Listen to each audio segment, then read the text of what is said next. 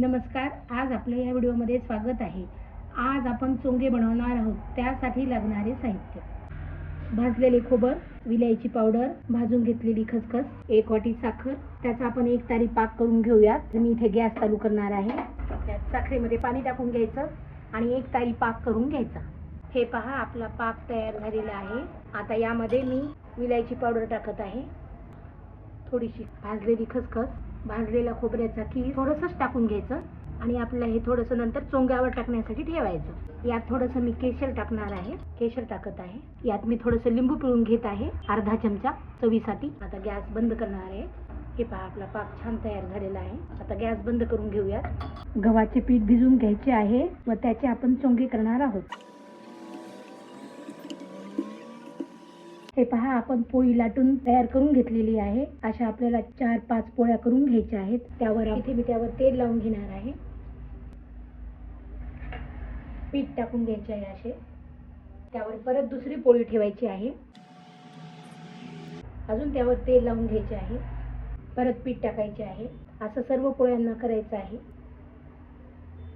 अशा प्रकारे मी एकावर एक 5 पोळ्या टाकून घेतलेल्या आहेत. हे पहा, हे मी आता फोल्ड करून घेणार आहे. असं गच्च फोल्ड करून घ्यायचं.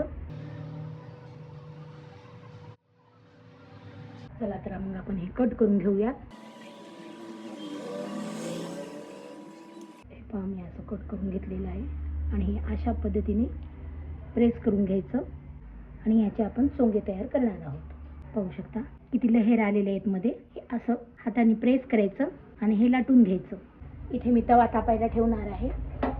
गॅस चालू केलेला आहे, तवा तापायला ठेवलेला आहे. चोंगे छान लाटून घ्यायचे आहेत.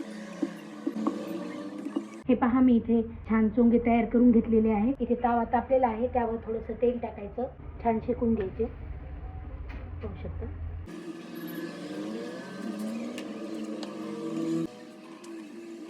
हे पहा, मी पोळी छान शेकून घेतलेली आहे. त्याला मी असे काठ तयार करणार आहे. गरम असतानाच करायचं.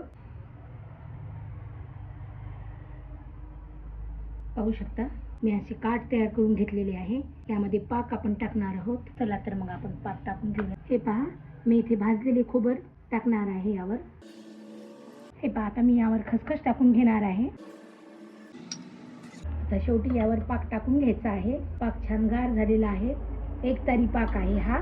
मी यावर हे पाक टाकून घेणार आहे.